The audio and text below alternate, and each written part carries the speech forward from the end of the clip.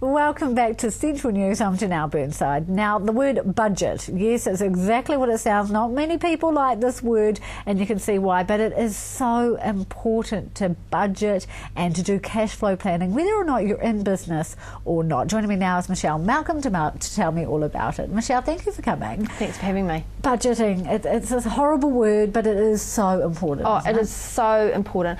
And people, you're right, people do glaze over when you talk about setting a budget, but I sort of refer to it more as setting goals. And, you know, it's like, well, what do you want to do next year?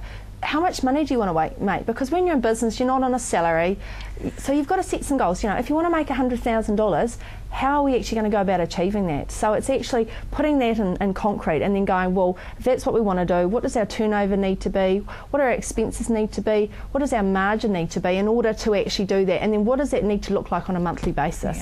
So it's all about planning and putting a stake in the sand and actually saying, well, this is actually what we want to achieve out of our business. And it's a great way of helping you get there. Yeah, and I think, it's so important because most of the small businesses, you know, they're just in it working day to day, and if you've made more money this month, great. You know, but they're not doing the planning. Oh, exactly. Plan.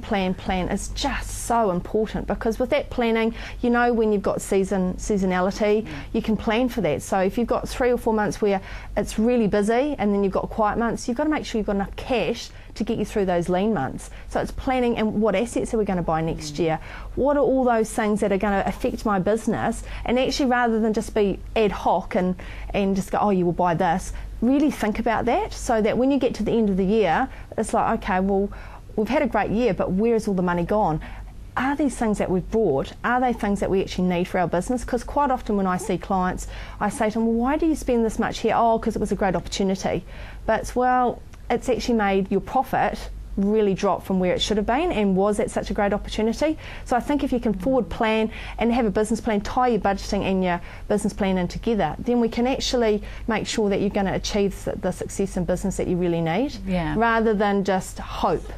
Because I think there's a lot of businesses out there that are hoping that things are going to be okay, but by doing this, then we can actually set some targets around, okay, if things stay the way they are, what is our business going to feel and look like? If things get worse than what they currently are, which goodness hopes that they don't, fingers crossed, but also planning for that so that nothing is just a random decision, because I think that's what too many people are doing. They panic and then they make a rash decision, and then, you know, 2 or 3 months later, why did I do that? So it's all about helping with those things as well. And budgeting and trying to get your cash flow sorted and your business plan sorted. Is this something basically accountants can only do, or can we do it? I'm a big believer in certainly go and talk to your accountant, and they've got models that you can use. Quite a lot of the accounting packages also have programs within them now that can actually give you some simple cash flow planning tools. So, but I mean, probably go and see your accountant first and just see how they can sort of help you, and some pointers that they can give you. But I'm a big believer in don't get your accountant to actually prepare it. It's get involved in it, because it's your baby, it's your business. If we set the targets for you, probably you're not going to be accountable to them. But if you've set them yourself, then the chances are, working with your accountant and doing that, you're going to actually probably get there a lot better than if we just go, well, we think you should do this per month, and this is your margin, etc., etc. It's actually not going to. So it's working with your accountant to get them done, and I'm a big believer in getting you really involved in helping set those targets. And involved in your business, where you should be in it. It's your baby. Exactly. So. But also get your staff involved as well. Like, I'm a big believer in that. If you've got a sales team, get them to set your sales targets. You know, what do you guys think you can do on a monthly basis? And then that's your starting point. And then, you know, your accounting staff, what are our costs? So get them all involved, because then that can help set them goals on what you want them to be doing on a monthly basis that are realistic. And challenging them, you know, and it's going to help your business. It's when they don't, that's when your budgets tend to fail, and you get 2 months in, it's not working, and it's because you actually haven't got all your staff involved in actually setting them. If they're involved, your chances of success are far greater than if you just say, well, this is what we expect you to do, without any discussion with them. Definitely, Really, really important. This is a good time of the year to do it as well, leading up into the new year. Definitely. Well, I would be, I mean, there's 2 things really. There's the cash flow planning, and we've got some big costs that are going to hit businesses in the next sort of, 2 months. You've got Christmas, so you've got holiday pay, you might be shutting down for a few weeks, and then we come back and you get hit 15th of January with GST and provisional tax, all on that one day. And then you've got your next GST, you've got terminal tax, which is due on the 7th of April, and your final provisional tax, which is 7th of May. So within, sort of 4 months, there's major cash drain. So you've really got to be getting ready for that now and trying to collect as much as you can now, making a lot of sales and really just getting that cash in the door really, and getting your debtors to pay. Like really, you need to get on top of your debtors. This is a major one because I know, like, especially with some businesses, they're like, oh, but nobody's got any money, so it's okay. We'll let them go into 90 days. But I know. you need to hit it straight you've full on. got to, if you get to 90 days, the chances and odds of getting paid are a lot slimmer.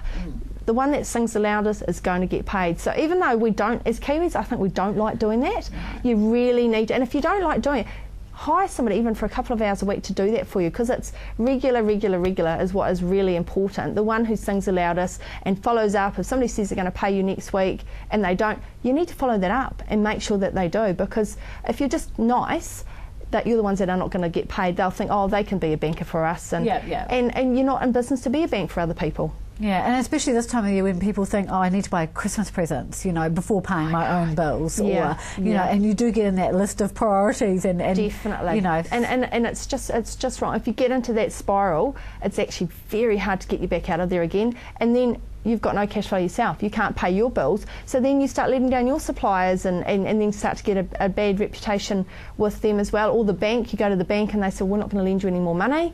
So it's just, you've just got to get in control of that, and also not let your stock. If you carry stock as well, don't let that get out of sync. Like quite often we're seeing stock turn, sort of, it might have been normally say 80 days, it spirals out to 150. That sucks cash, which means there's not so much cash to go around to pay your bills. So really keeping a handle on that as well, and not just thinking more about why you're buying stock. Is this something I'm going to be able to sell, or is it going to sit on the shelf for a year? Because if it does, that's cash that I haven't got to buy new stock.